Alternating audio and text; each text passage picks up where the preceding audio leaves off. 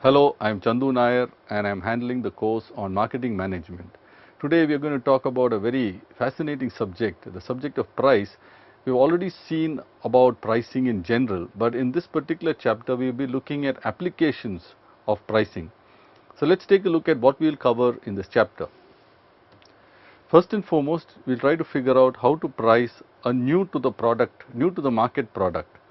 Second, we will also look at how do you make pricing decisions for more mature products. What do we do when the case of export pricing? Is it the same as domestic pricing? Then the concept of resale price maintenance, different kinds of pricing situations like for example price differentials and discounts, product line coverage, what to do, when to initiate a price cut and when to kind of initiate a price increase. So there are different situations that we are going to look at. So let's get on with the job.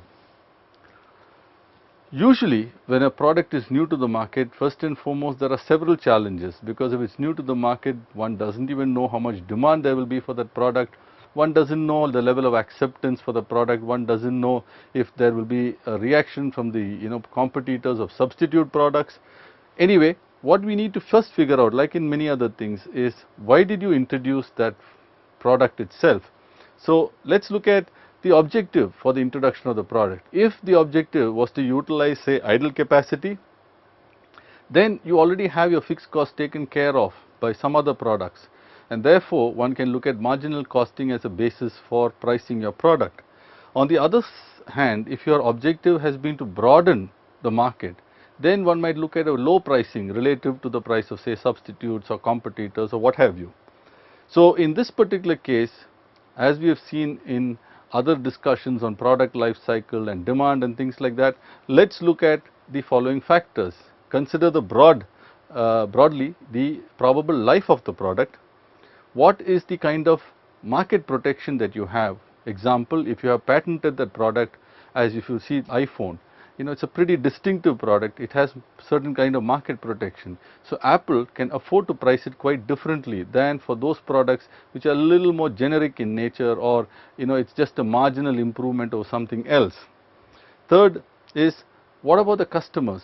How sensitive to price are they? Are they very price conscious? If so, one has to be more careful, one more mindful of it. Example, cell phone, the service providers have to be a little mindful of what kind of prices they might charge. Then you have competition. What is the extent of competition, whether from similar kinds of products or substitute products? What is the pricing behavior of the competitors? So there are several such factors that one must consider when one is like looking to price a new to the market product.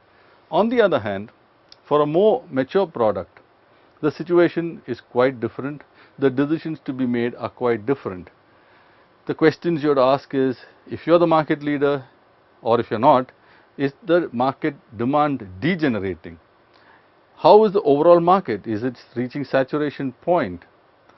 Thirdly, has it reached a situation where the competitive differentiation is low? In such a case, many times you find it might lead to commoditization of very low level of differentiation, and therefore there can be a price war, and that might lead to much lower prices than what one was used to. You might have seen in our discussion on the product life cycle and pricing, how pricing can also keep declining sometimes as the product gets more mature. So this is a different situation. You also have to consider regulatory situations. For instance, in India, you have something called the Packaged Commodities Regulations Order of 1975, which stipulates various things with respect to how the price should be indicated. Now, according to this order, and this marketers must be very mindful of these regulations, the price for a commodity in packed form means one of the following, and you can see it can be ex-factory price, price at the destination, price of the package excluding any tax, or the retail sales price of the package, that is the maximum price that can be charged inclusive of everything. Now today you will find this MRP, the maximum retail price, being indicated in several products across India. And you find that this is a stipulation. It has to be clearly mentioned, including the month and the year of the production. If it's perishable commodities, even the actual date has to be mentioned. So there's a lot of data that needs to be provided to the consumer, and the consumer really needs to know what the price is for any commodity. Export pricing is a different ball game altogether, because export markets can be quite different from domestic markets. The extent of competition